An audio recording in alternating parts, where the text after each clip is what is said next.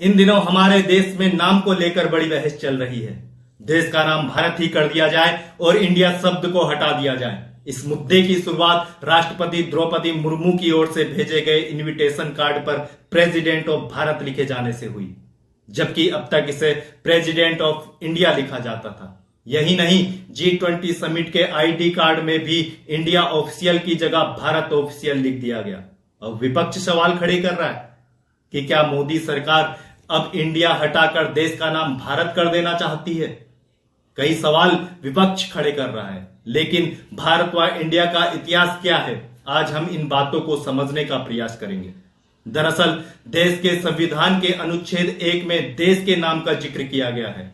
संविधान के तहत हिंदी में देश को भारत गणराज्य और अंग्रेजी में रिपब्लिक ऑफ इंडिया लिखा जाता है।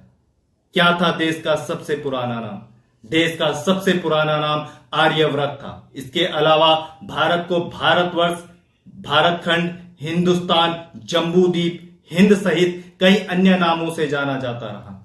अब सवाल यह है कि देश का नाम भारत कैसे पड़ा। देश के नाम का इतिहास जानने के लिए हम आपको महाभारत के युग में लेकर चलते हैं। एक कथा के अनुसार ऐसा माना जाता है कि महर्षि विश्वामित्र और अप्सरा मेनका की बेटी शकुंतला ने पुरुवंशी राजा दुष्यंत के साथ गंधर्व विवाह किया था। उनके बेटे का नाम भरत था। ऋषि कर्ण ने आशीर्वाद दिया था कि भरत भविष्य में चक्रवर्ती सम्राट बनेंगे और उनके नाम पर इस भूभाग का नाम प्रसिद्ध होगा। जैन धर्म के धार्मिक ग्रंथों में भी भारत का नाम का जिक्र मिलता है।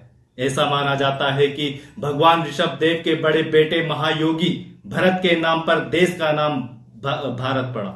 इसके अलावा विष्णु पुराण में भी इसका जिक्र है। इसके तहत जो समुद्र के उत्तर व हिमालय के दक्षिण में है वह भारतवर्ष है और हम उसी की संतान हैं।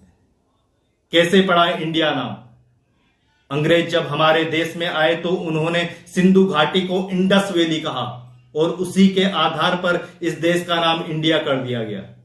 यह इसलिए भी माना जाता है क्योंकि भारत या हिंदुस्तान कहने में उन्हें काफी मुश्किल होती थी और इंडिया कहना उनके लिए काफी आसान था। तभी से भारत को इंडिया के नाम से जाने लगा।